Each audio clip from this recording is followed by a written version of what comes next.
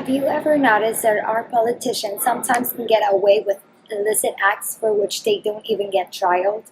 Thanks to political fuero being too broad, people in the government can take advantage and commit illicit acts with the law's full protection. If political fuero isn't eliminated, it should at least be restructured and limited to what it was made for: speech and opinion freedom. Fuero dates back to around the 1857 Constitution and gets its name from a brave and honorable general named Carlos Fuero, who took the place of a political prisoner, General Don Severo del Castillo, trusting his word so he could go to his family before being put to death. However, it has stopped being a freedom of expression guarantee and has turned into a legal shield or a free road to take advantage of power and take part in illegal activity without any repercussions whatsoever. Proof of this can be found in many cases, but a recent and quite controversial one is the case of Javier Duarte, Veracruz's governor, who is now getting away with unjust enrichment and cannot be tried because he is protected with political fuero. Nobody should be exempt from facing consequences for their acts or being investigated by the law.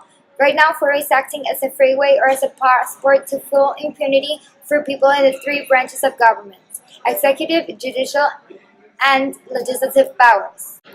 We all know that Mexico is one quite corrupt country. Still, we have organizations or institutions such as the Secretaría Nacional de Anticorrupción or the Fiscalía de Anticorrupción, which can be expensive for the country. However, how can these organizations work to their full potential or even work transparently if the main people they should be investigating for the corruption crime are immune to any type of criminal accusation tied to a trial, let's say tied to a sentence?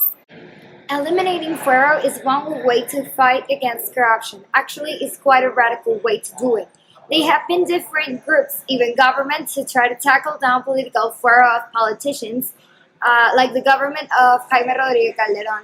But if this topic has caused so much controversy, why hasn't it been eliminated or at least delimited by the senators or the Chamber of Deputies? Have they something to hide, or why do they need this full protection for? Fuero means word of honor. Having fuero is a privilege. This privilege is being wrongly used nowadays. On the other hand, completely eliminating fuero can also be bad for politicians, since it also protects them from retaliation while speaking out their ideas or opinions. If the articles speaking of fuero were simply modified to specify its limits and what it protects the one with this privilege from, we wouldn't have as much controversy and problems with this topic as we are having right now. So I have a question for you. How much more do we have to lose?